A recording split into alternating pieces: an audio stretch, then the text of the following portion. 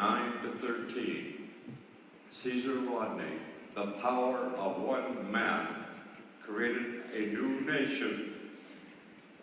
Let me take you to August 1853, a little further west in the United States, to the Oregon Territory. Oregon is not just the state of Oregon as you know today, but comprised the states of Oregon, Washington, Idaho, half of Montana, much of Wyoming, and a smidgen bit of Northern California.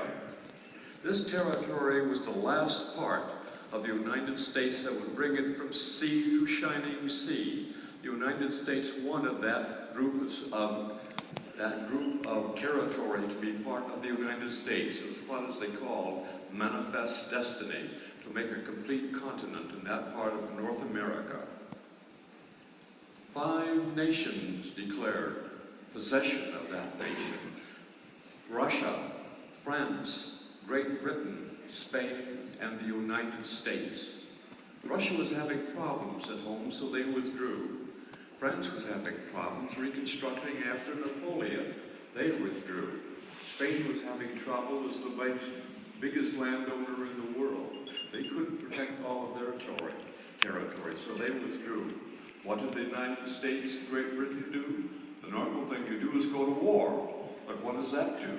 It just creates enemies. It just creates more people to be in cemeteries. So let's try something else, a little more civilized. So in the mid-19th century, some of the countries of the world got together and said, let's go to war no more. Let's have arbitration. So the United States and Great Britain decided to do that with a third party. And the third party said, do you agree to a plebiscite? Both countries said yes. So it was directed that all the people in the territory of Oregon would assemble and vote which way they wanted to go. The assembly was held on the Willamette River in western Oregon, in a place, a little trading center called Champoui, which was established by the French voyageurs. And so they counted all of the people, and who could vote? Only the men could vote. And when they counted the men, there was 100 of them. 100 in that great territory. They debated for 4 or 5 days which they wanted to go. So finally the chairman of the group said, let's go outside, it's a warm day. Let's go outside and talk about this some more. And so they did it, and after a couple of hours he said, I think we're coming to a vote. Stand where you are. And he marched forward and drew with the toe of his boot a line right across the center of the 100 people standing there. And he said, stay where you are, and then you're going to vote with your feet. 100 men standing there in a large group. And he said, on this side, those for Great Britain, come over here. Those for the United States, go over there.